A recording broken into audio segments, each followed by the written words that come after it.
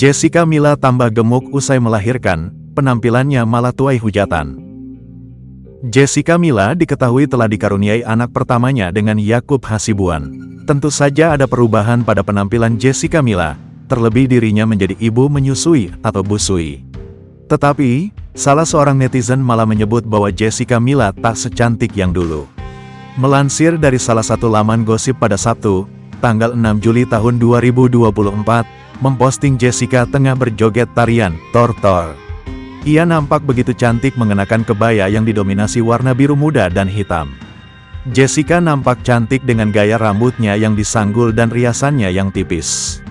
Namun, siapa sangka penampilan Jessica Mila dinilai berubah. Sudah nggak secantik dulu, komentar salah seorang netizen.